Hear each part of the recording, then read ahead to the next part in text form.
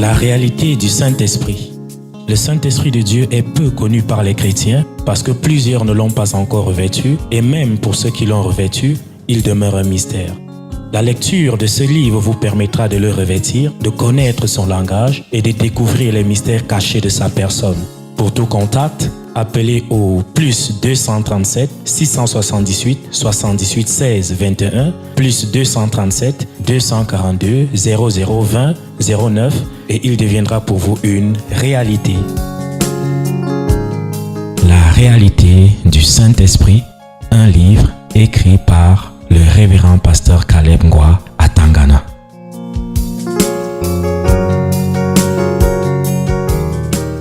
Vous voyez, non? Alors, voilà ça qui est dit là. Qui est-ce que vous allez voir dans notre société qui n'a pas d'idole, que ce soit traditionnelle ou religieuse? La majorité. Le garçon de tout à l'heure là, il sait qu'on a mis sa Bible là-haut. On lui donne une Bible, mais on a déjà préparé son cœur à l'idolâtrie par rapport à cette Bible, en mettant dans sa couverture la terre de soi-disant de Jérusalem, terre sainte, et l'eau du Jourdain. Pour faire quoi avec ça? Si ce n'est pas l'idolâtrie qui est encouragée derrière tout ça, hein, mon fils? C'est l'idolâtrie qui est encouragée derrière tout ça. J'espère que tes oreilles ont été ouvertes et tu as compris. Vous voyez? Voilà ça que Dieu dit ici ouvertement. Maudit soit l'homme qui fait une image taillée ou une image enfante, abomination de l'Éternel, œuvre des mains d'un artisan. Donc, toutes les religions qui utilisent les images et les pratiquants utilisent les images, ils se mettent déjà sous la malédiction. Et je vous dis que quand Dieu vous a choisi, vous a interpellé, que vous devez être son peuple, que son nom doit être invoqué sur vous, et vous lui désobéissez, il va même utiliser un pire des pécheurs pour te maltraiter. Il s'en fout que celui-là soit pécheur, hein? C'est lui-même, puisque ce n'est que le pécheur qui peut faire du mal. Hein? Ce n'est que le voleur qui peut voler, égorger et détruire. Donc, il peut encore utiliser qui? Est-ce qu'il peut encore utiliser un ange? Son ange pour venir te faire du mal? Non. Il va utiliser un pire des pécheurs pour venir te faire du mal. Pourquoi? Parce que toi, ton enfant, tu n'as pas voulu lui obéir. Tu comprends, non? Et c'est ça qui nous arrive. C'est ça qui nous arrive. Verset 16, il dit, maudit soit celui qui méprise son père et sa mère. Et tout le peuple dira, Amen. Vous voyez? C'est des comportements, tout ce qu'on va lire là, c'est des mauvais comportements qu'on voit dans notre société. Et vous voyez que quand la société vit dans ces choses, la société est dans la malédiction, sous la malédiction. Il n'y a pas de chance pour cela de pouvoir lever la tête. Verset 17. Maudit soit celui qui déplace les bornes de son prochain. Et tout le peuple dira Amen. Vous savez l'histoire de déplacer les bornes. C'est l'histoire du gros cœur, non? Hein? Les champions pour déplacer les bornes, ce sont les qui? Hein? Ils ont les mètres élastiques. Ils ont les mètres élastiques. Et c'est l'histoire du gros cœur. Beaucoup à voir. Hein? Tout arracher. S'en accaparer. Hein? Il faut s'en accaparer. Parce que voilà des gens qui vivent et qui pensent que la vie commence sur la terre et finit sur la terre. Et c'est l'esprit qui sont en train de semer à leur progéniture. Que la vie commence sur la terre et ça finit sur la terre. Vous allez les voir, ils n'ont pas de soucis pour l'avenir. Ils n'ont pas de soucis pour l'au-delà. Pour eux, la vie, c'est ici et maintenant. C'est très étonnant de voir la manière qu'ils pondent. C'est sans souci. Qu'ils aient moyen ou pas moyen, vous allez voir les Bamileke avec plein d'enfants. Ils se multiplient parce que la vie pour eux, que les enfants, ils évoluent ou n'évoluent pas, ce n'est pas leur problème. Leur problème, c'est qu'il faut les multiplier. Envahir seulement, envahir. Vous voyez, non? Parce qu'ils n'ont qu'une seule vie. Rien qu'ici sur la terre. Ici et maintenant. C'est l'histoire du gros cœur. Parce que quand tu vas... l'histoire de déplacer la borne, c'est quoi? C'est juste une histoire de malhonnêteté. Qu'il n'y a pas de vérité dans leur relation avec les autres. Il n'y a pas de vérité, il n'y a pas d'honnêteté, il n'y a pas de clarté. Ils sont prêts à tromper. Ça, c'est ce qui est dans leur logique. Vous voyez? Et beaucoup de peuples, ils imitent ça. Ils sont là-dedans. Il faut tromper l'autre. Il faut tricher l'autre. Il faut jongler chez l'autre. Or, ils ne savent pas que ce genre de comportement place la nation sous la malédiction. Vous comprenez ça? Il n'y a pas un pays dans ce monde où il y a les litiges de terrain comme au Cameroun. Non, il n'y en a pas. Ici, là, allez dans les tribunaux. La plupart des litiges, c'est le problème de terrain. Problème de terrain. Parce que la mentalité est que on commence notre vie ici, on va la finir ici. C'est-à-dire ici et maintenant. Verset 18. Maudit soit celui qui fait égarer un aveugle dans le chemin. Et tout le peuple dira Amen. Et ici, là, vous comprenez, que ce soit aveugle physique ou aveugle spirituel, tout responsable qui égare, tous ceux-là qui sont responsables de l'égarement des gens, ils placent le pays sous la malédiction. Et vous savez, tout à l'heure, on a eu des délivrances qui parlaient de ces imams qui parlaient du sarka. L'esprit impur a dit que ces gens-là connaissent le vrai Dieu. Ils savent qu'il y a un vrai Dieu. Et ils savent que ceux qui sont en train de cogner la tête par terre là, c'est du faux. Ils le savent. Et j'ai appuyé en disant que même les catholiques, quand ils vont vous dire que c'est Marie qui est la reine des apôtres, ils savent qu'ils vous mentent. Ils savent qu'ils vous égarent. Quand ils vous disent de prier le chapelet, de faire le Jérusalem Marie, ils savent qu'ils vous égarent. Ils le savent. Vous, peut-être certains d'entre vous ne le savent pas, mais comprenez ça aujourd'hui que pour que tu sois ordonné prêtre, tu dois avoir la sorcellerie. Ce n'est pas n'importe qui qu'on ordonne prêtre. Ce n'est pas n'importe qui. Même les pasteurs des protestants là, ce n'est pas n'importe qui. Il faut que tu aies la sorcellerie de base là. Ce qu'on appelle en étonne là, l'ivou. Il faut que tu aies ça avant qu'on ne t'ordonne prêtre. Donc, c'est des gens, c'est des spécialistes de l'égarement. Et ils le font volontairement. Ils égarent les simples volontairement. Vous comprenez? La mère de la petite fille qui est venue ici, là, la petite veuve là, sa maman n'ignore pas la vérité. Hein? Comment est-ce que c'est chez les catholiques ou les protestants qu'elle va l'envoyer? C'est parce que c'est que si la fille là vient ici, elle n'aura plus le pouvoir sur elle. Elle ne pourra plus continuer à être son mari. Elle sait. Donc elle veut l'égarer volontairement. Donc ceux qui égarent savent, ils connaissent la vérité.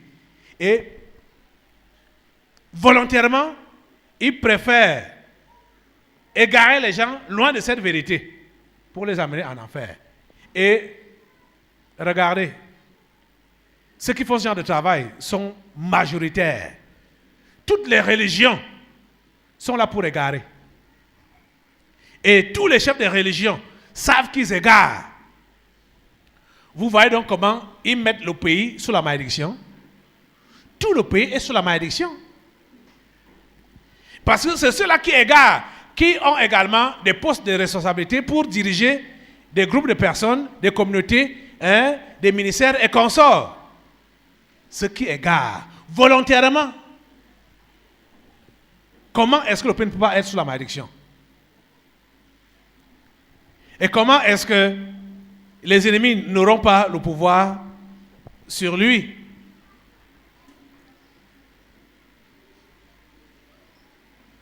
Verset 19. Maudit soit celui qui porte atteinte aux droits de l'étranger, de l'orphelin et de la veuve. Et tout le peuple dira Amen. Verset 20. Maudit soit celui qui couche avec la femme de son père, car il suit la couverture de son père. Et tout le peuple dira Amen. Maudit soit celui qui couche avec, verset 21, maudit soit celui qui couche avec une bête quelconque. Et tout le peuple dira Amen. Verset 22. Maudit soit celui qui couche avec sa sœur, fille de sa mère, ou fille de son père, ou fille de sa mère. Et tout le peuple dira Amen. Verset 23. Maudit soit celui qui couche avec sa belle-mère, et tout le peuple dira Amen. Verset 24. Maudit soit celui qui frappe son prochain en secret, et tout le peuple dira Amen. Verset 25. Maudit soit celui qui reçoit un présent pour répandre le sang de l'innocent. Et tout le peuple dira Amen. Vous comprenez ça? Les mercenaires qu'on achète là, pour répandre le sang innocent, ce qui se passe au nord-ouest et au sud-ouest là, vous voyez, c'est pour placer le pays sous la malédiction. La Bible dit quoi? Maudit soit celui qui reçoit un présent pour répandre le sang de l'innocent. Et tout le peuple dira Amen. Verset 26. Maudit soit celui qui n'accomplit point les paroles de cette loi et qui ne les met point en pratique.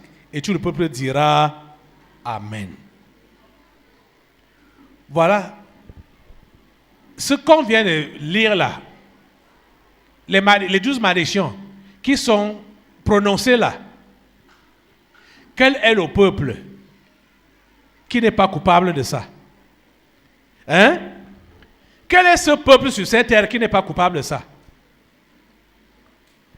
Et en parlant de notre peuple africain ici, camerounais, nous sommes bien concernés par toutes ces malédictions. C'est pourquoi donc, ceux qui sont les gros pécheurs auront la main mise sur nous. Dieu va permettre qu'ils nous oppriment, qu'ils nous briment, parce que nous sommes coupables de ces malédictions.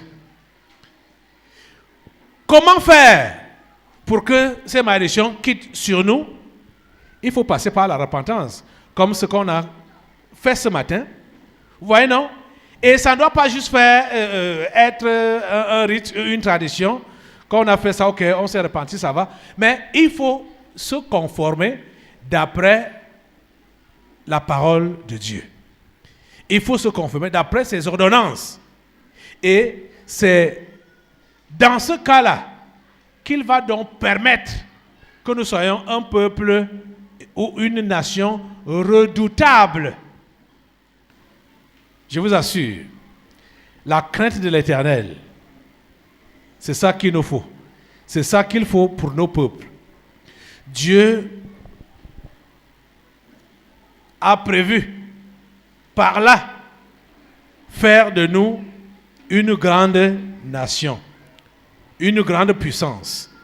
Ça paraît ridicule, ça paraît vraiment rigolo, mais comment on peut arriver où avec ça quand les autres ont déjà pris de l'avance sur nous? Écoutez, le peuple à qui on s'adressait ici était un peuple qui ne s'était même pas encore installé. C'est un peuple qui sortait de l'esclavage et était composé en majorité des novices, même en ce qui concerne la guerre là, parce que les plus vieux même étaient morts au désert. Ceux qui ont traversé et qui sont entrés en Canaan étaient la jeune génération. Il n'y avait que 2 vieillards ou 2 aînés dans la troupe, Caleb et Josué. Ce n'était que les 2 là. Donc les autres, c'était la jeunesse. Et voilà les consignes que Dieu leur donnait. Les amis, je voudrais juste que vous preniez Dieu au mot, que vous croyez Dieu au mot, et que vous compreniez que c'est possible que les choses se passent comme il a prévu quand on lui obéit par rapport à notre nation camerounaise. Pour vous les Camerounais, et par rapport à nos nations africaines, nous devons tous retourner vers le Dieu créateur du ciel et de la terre. On ne peut pas prétendre, on ne peut pas recevoir la délivrance, être dégagé de la colonisation quand nous sommes en train de pratiquer le péché comme les Occidentaux ou comme les Asiatiques et prétendre qu'on va quitter sous leurs bottes alors qu'on pratique les péchés comme eux. Certains de nos dirigeants sont même entrés dans leur secte mystique et tout ça là. On ne peut pas évoluer avec eux de cette façon-là. Il faut qu'on fasse la différence. On se dissocie de leur secte, de leur religion et nous confier réellement au Dieu, créateur du ciel et de la terre, le Tout-Puissant, et appliquer à la lettre sa parole. Et vous allez voir comment la différence va se produire. C'est par là que lui-même choisira qui il voudra dans chaque nation, qui il a prévu dans chaque nation. Lui-même mettra ces gens-là en avant. Il les fera sortir. Vous comprenez? Et vous allez voir comment ces nations païennes-là n'auront plus de pouvoir. Le pouvoir est spirituel. Le pouvoir est spirituel. La domination est spirituelle. Ce n'est pas physique. Comment pouvez-vous imaginer qu'un parent paralytique qui ne marche pas, paralysé, pas même pas paralytique, mais paralysé, qui ne marche pas, a un enfant, son grand enfant Gaillard, qui a désobéi, et il lui dit, viens ici, viens te mettre à plat ventre ici, là. L'enfant là sait que cet homme ne peut même pas se lever pour le poursuivre. Mais l'enfant va venir lui-même se mettre à plat ventre pour que le père paralyse le fouette. Pourquoi? C'est quelle autorité? C'est spirituel, ce n'est pas physique. C'est spirituel. Parce que cet homme-là a l'autorité parentale sur ce garçon. Il a l'autorité spirituelle sur lui. Ce n'est pas la force physique. Ce n'est pas la force physique. Vous avez souvent vu ça, non? Hein? Les parents paralysés qui fouettent. J'ai même appris que d'autres, même aveugles, hein, je ne sais pas comment il fait pour frapper. Mais c'est la personne qui veut corriger, qui vient elle-même pour se faire corriger. Parce que la personne est soumise à l'autorité. L'autorité est spirituelle. Ce n'est pas physique. Vous comprenez ça? Vous confirmez ça, non? L'autorité est spirituelle. Spirituelle. Donc, si nous nous soumettons au Dieu des esprits de toute chair, nous sommes soumis à son autorité. Ce qui nous oppresse maintenant là, vous allez voir comment l'étreinte va se desserrer sur nous. Mais quand vous allez voir écouter ou lire ce que certains Africains écrivent pour parler de l'émergence pour l'Afrique, le développement de l'Afrique, ils disent que l'Afrique doit aussi faire valoir maintenant ses religions traditionnelles, ses cultes traditionnels. Vous voyez, pour prétendre que si l'Europe a évolué, c'est grâce au christianisme. Si l'Amérique a évolué, c'est grâce au christianisme, à la religion chrétienne, machin, truc, tout ça là. Quand la religion chrétienne, ils ne sont pas chrétiens. L'Occident n'est pas chrétien. L'Occident n'est pas chrétien. Ils ne sont pas chrétiens. Et dit donc maintenant là, les cultes africains doivent aussi être donc valorisés par les Africains. C'est ça qui va donc permettre aussi qu'il y ait évolution. C'est faux. C'est faux. Ça ne peut pas marcher. Ça a été comme ça. Tous ces gens-là, que ils prétendent qu'ils sont chrétiens, c'est pour fermer les yeux des simples. Ils ne sont pas chrétiens. Les gens comme les Trump qui vont dire qu'ils sont chrétiens. Quels chrétiens? Jusqu'à ce qu'il a des prophètes et des prophétesses qui disent que Trump est mon serviteur. Oh mon Dieu, c'est bizarre. Il y a des gens qui prophétisent pour lui. Mais je veux que nous puissions vraiment comprendre que ça a été du mensonge et c'est du mensonge jusqu'à présent. Et surtout pour celui qui est celui-là qu'on appelle Trump là. Il faudrait vraiment qu'il s'écarte de la scène.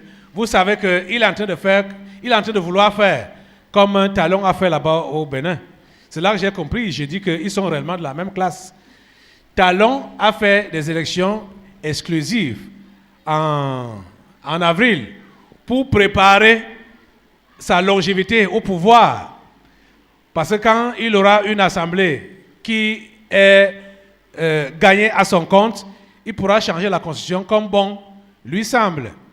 Et c'est ça que Trump aussi a commencé à faire là-bas, aux États-Unis, pour vouloir évincer à l'avance son adversaire potentiel des élections de 2020.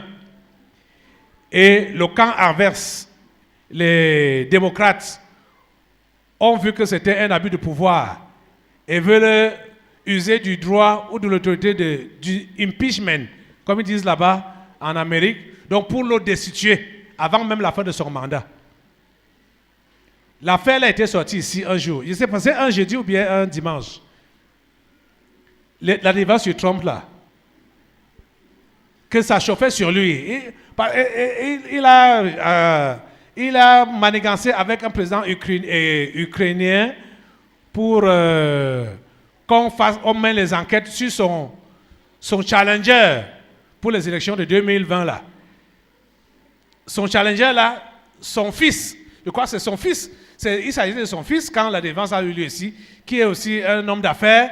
Et il fallait... Trump demandait qu'on mène des enquêtes sur leurs affaires, sur leurs activités. Un truc de ce genre-là. Oui, pasteur. Cette procédure est toujours en vigueur. Les démocrates sont déterminés à faire aboutir cette procédure, qui est la procédure d'impeachment. Le problème se pose entre Joe Biden, qui est son challenger, donc son éventuel rival aux élections, et dont le fils a travaillé en Ukraine. Voilà. Et le président Trump a fait donc pression au président ukrainien d'engager des enquêtes pour démontrer que le fils de Joe Biden avait été englué dans les malversations pour pouvoir le salir donc dans la perspective des élections qui arrivent. De 2020. De 2020. Voilà. Oui, et c'était sorti ici. Cette procédure est encore en cours en ce moment. Voilà. Les démocrates continuent, poursuivent les auditions, ils montent progressivement le dossier. Voilà Joe Biden là-bas. Donc son challenger de 2020 là. Donc il veut l'écarter, il veut le battre sur tapis vert. Oui, pasteur. Il veut le battre sur tapis, il veut faire exactement comme Talon a fait au Bénin là. Mais ça, ce sont des éléments qui ne vont pas mettre long. Dieu ne peut pas permettre que ces éléments-là mettent long. Vous comprenez? Vous savez que le diable ne peut pas agir sans passer par une carcasse humaine. Donc, quand la carcasse humaine est déjà invalide ou ne peut plus fonctionner, l'action du diable aussi s'arrête. Vous comprenez? Pour que le diable continue à matraqué les nations du monde et surtout, et vous savez que ces gens-là, ils sont derrière nous. Tout récemment, là, ils ont interdit les produits camerounais d'entrer en Amérique. Au niveau du commerce, là, je ne sais pas quel genre de produit, le cacao ou bien le pétrole. Ils vont dire que le pétrole camerounais n'entre pas là-bas. Ou bien, c'était quoi? Quand ils parlent des produits camerounais. Oui, pasteur, ça concerne les exportations des pays africains en Amérique. Ils ont créé une facilité qu'on a appelée sous la dénomination de AGOA. Oui. Cette dénomination donne confère des facilités aux pays africains pour pouvoir exporter facilement en Amérique et pouvoir donc développer les échanges commerciaux.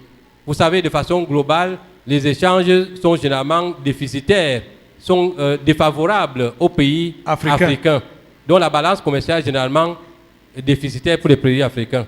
Donc c'est pour la compréhension des uns des autres, ça veut dire que les pays africains importent toujours plus qu'ils n'exportent dans ces pays-là.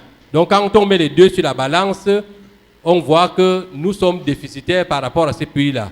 Pour prétendre donc aider les pays africains à améliorer les échanges, ils ont mis ce dispositif-là en place. C'est des facilités. Et maintenant, le gouvernement américain, et particulièrement le président Trump, vient de prendre la décision qu'à partir de 2020, donc à partir de janvier 2020, le Cameroun ne pourra plus bénéficier de ces facilités-là parce que nous n'appliquons pas, nous ne respectons pas les droits de l'homme au Cameroun. Parce que le président Biya ne respecte pas les droits de l'homme. C'est globalement cela le problème. Vous voyez ça? Que le Cameroun n'est pas un pays de droit. C'est pourquoi il doit être exclu. Il ne doit plus faire ces transactions commerciales avec les Amériques. Vous voyez? C'est la brimade. C'est la brimade. Donc, vous voyez, n'est-ce pas, ils ont réclamé, comment on appelle, ils ont appelé ça comment encore là? Le dialogue national. Ils réclament encore, ils n'ont pas été satisfaits du dialogue pour maintenant ils demandent un autre dialogue. Quand ils disent maintenant que le Cameroun n'est pas un pays de droit, bafoue les droits de l'homme.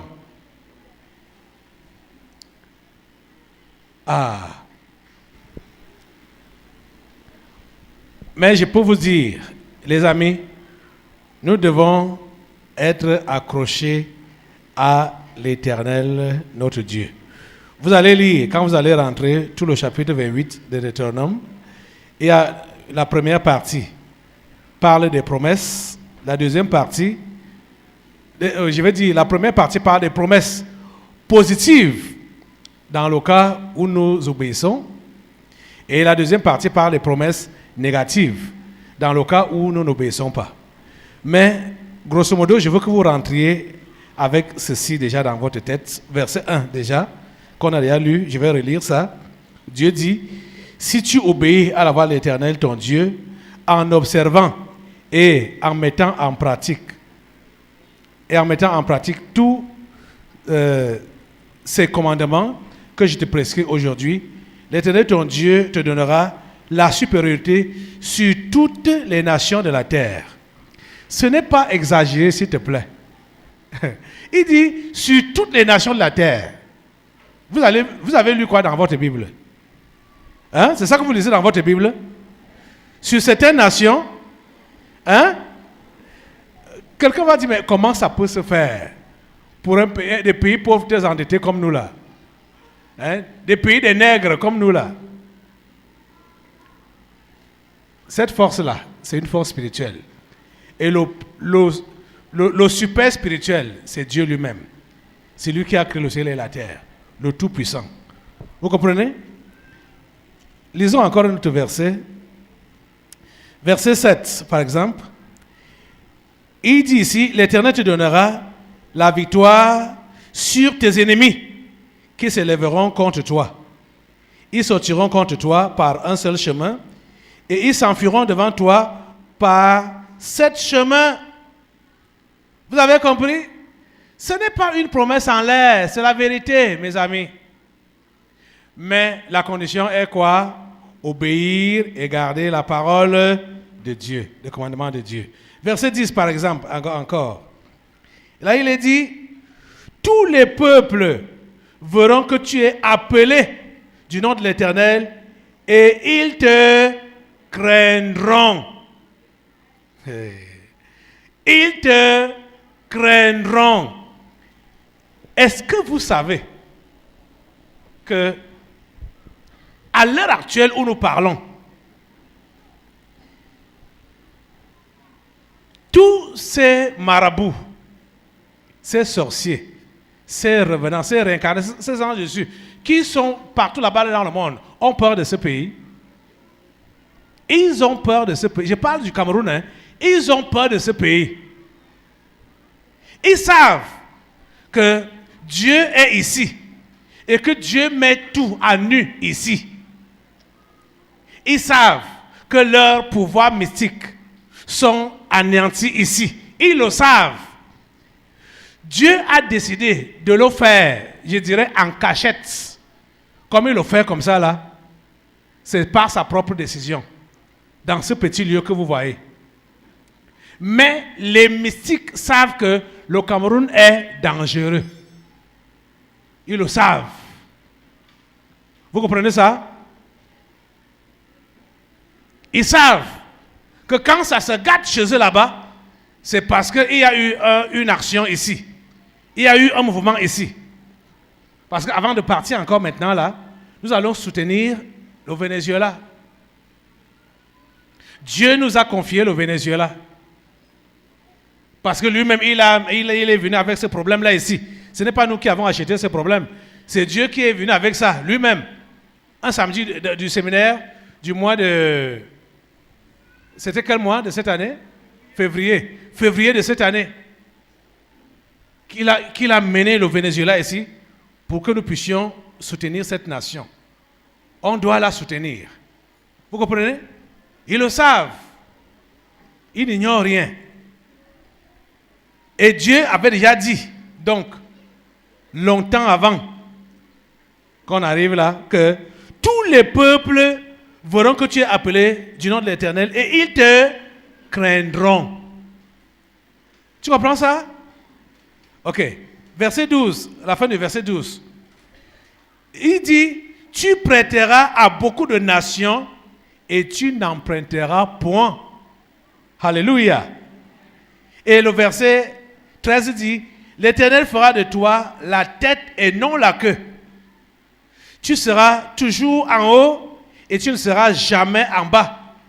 Lorsque tu obéiras au commandement de l'Éternel, ton Dieu, que je te prescris aujourd'hui, lorsque tu les observeras et les mettras en pratique. Contrairement à ce que les faux prophètes vous ont enseigné là-bas d'ailleurs, ceci n'est pas une promesse qui est faite à un individu. C'est une promesse qui est faite à la nation, au peuple de Dieu, et non à un individu. Et vous allez voir comment ces faux prophètes vont jacasser sur ça pour dire Dieu fait de toi la tête et non la queue, machin, pour des gens qui sont même désobéissants à Dieu. La promesse n'est pas faite à un individu. La promesse est faite à la nation, au peuple de l'Éternel. Et c'est Dieu qui fait de ce peuple la tête et non la queue. Vous comprenez? Donc, pour toi, il y a certains parmi vous là, même dans vos prières, vous avez fait cette erreur-là pour dire à Dieu, Dieu, toi tu as dit, je serai la tête et non la queue. Non, Dieu n'a pas dit ça. Hein? Dieu ne t'a pas dit ça. Ce n'est pas à toi que Dieu a parlé. Dieu a parlé au peuple, à son peuple, et non à toi. Tu comprends ça? Si tu es du genre qui a, parmi ceux-là qui ont fait ce genre de prière là, Dieu toi-même, tu as dit que je serai la tête et non la queue. Depuis quand tu es dans la tête là? Hein? Depuis que tu as fait ça, tu as fait cette prière là, tu es devenu la tête là quand? Hein? Vous voyez, quand on vous introduit mal dans la prière comme ça, c'est pour que vous soyez frustrés même dans la chrétienté. Et dans la prière, parce que quand vous allez insister sur ça, Dieu, tu as dit que je dois être la tête et non la queue, et tu ne seras jamais la tête. Tu vas te frustrer pour dire, ah, ça marche même, ça ne marche même pas. Pourquoi je vais me casser la tête comme ça là? Vous avez compris? Quelqu'un est là? Quelqu'un est là? Voilà les promesses de Dieu. À son peuple, à la nation, et non à un individu. Et la condition, c'est quoi? Obéir à ses commandements. Observer sa parole. Lui-même, il va diligenter le reste, tout pour toi. Peuple de Dieu.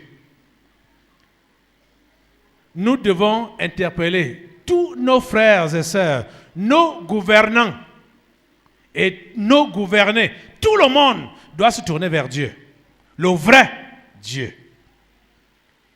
Il a promis de nous soutenir, de faire de nous une terreur pour nos ennemis. Vous comprenez ça? Vous croyez ça? De toutes les façons, ceux qui croient, c'est eux que Dieu considère comme son peuple. Ceux qui ne croient pas, tant pis pour eux. Ceux qui croient avec moi, si vous croyez avec moi, vous allez manger les meilleures productions du pays. Ce que Dieu a dit là, vous allez voir cela s'accomplir. Ça ne se fera pas tout seul. Ça se fait avec la participation de l'obéissance de son peuple. Pour qu'il puisse être dégagé de la colonisation, de l'esclavage. Vous comprenez ça? Vous ne pouvez pas dire que vous allez changer la nation, changer les choses et faire à votre tête ou faire comme vous avez lu dans les livres.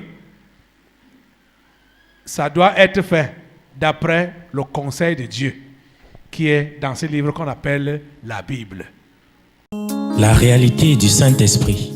Le Saint-Esprit de Dieu est peu connu par les chrétiens parce que plusieurs ne l'ont pas encore revêtu et même pour ceux qui l'ont revêtu, il demeure un mystère. La lecture de ce livre vous permettra de le revêtir, de connaître son langage et de découvrir les mystères cachés de sa personne. Pour tout contact, appelez au plus 237 678 78 16 21 plus 237 242 0020 09 et il deviendra pour vous une réalité. La réalité du Saint-Esprit, un livre écrit par le révérend pasteur Caleb Ngwa